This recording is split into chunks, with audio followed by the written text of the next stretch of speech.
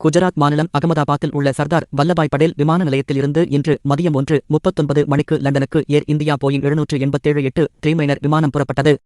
இந்த விமானம் புறப்பட்ட அடுத்த 8 நிமிடத்தில் விபத்தில் சிக்கியது. அகமதாபாத் விமான நிலையம் அருகே பிஜே மருத்துவக் கல்லூரி விடுதி கட்டடத்தின் மீது விழுந்து தீப்பிடித்து எரிந்தது. இந்த விமானத்தில் 230 பயணிகள் மற்றும் 12 பணியாளர்கள் என்று மொத்தம் 242 பேர் பயணம் செய்தனர்.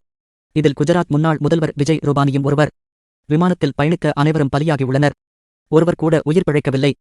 இந்த விபத்துக்கான காரணம் இன்னும் தெரியவில்லை. இது பற்றி தீவிரமாக விசாரணை மேற்கொள்ளப்பட்டு வருகிறது. விமான விபத்து நடந்த இடத்தில் பயணிகளின் உடல்கள் தீயில் கருகிய நிலையில் கிடந்தன. அந்த உடல்களை மீட்புப் படையினர் மீட்டு ஆம்புலன்ஸில் மருத்துவமனைக்கு அனுப்பி வைத்துள்ளனர். அகமதாபாத்தில் உள்ள மருத்துவமனையில் அவர்களின் உடல்கள் வைக்கப்பட்டுள்ளது. உடல்கள் கருகியதால் பயணிகளை அடையாளம் காண்பதில் சிரமம் உள்ளது. இந்நிலையில்தான் பயணிகள் மற்றும் விமான பணியாளர்களின் உடல்களை அடையாளம் காண டிஎன்ஏ பரிசோதனை மேற்கொள்ளப்பட உள்ளது. இதற்கான ஏற்பாடுகள் அகமதாபாத் விமான நிலையத்தில் எடுக்கப்பட்டு வருகிறது. இந்த டிஎன்ஏ பரிசோதனை என்பது எப்படி நடக்கும் என்பது பற்றிய தகவல் வெளியாகியுள்ளது. அதாவது இறந்தவர்களின் உடலில் இருந்து டிஎன்ஏ சேகரிக்கப்படும். அதேபோல் விமான பயணிகளின் குடும்பத்தினரிடம் டிஎன்ஏ சேகரிக்கப்படும். இந்த டிஎன்ஏக்களை ஒப்பிட்டு உடல்கள் அடையாளம் காணப்படும் என தெரிகின்றது.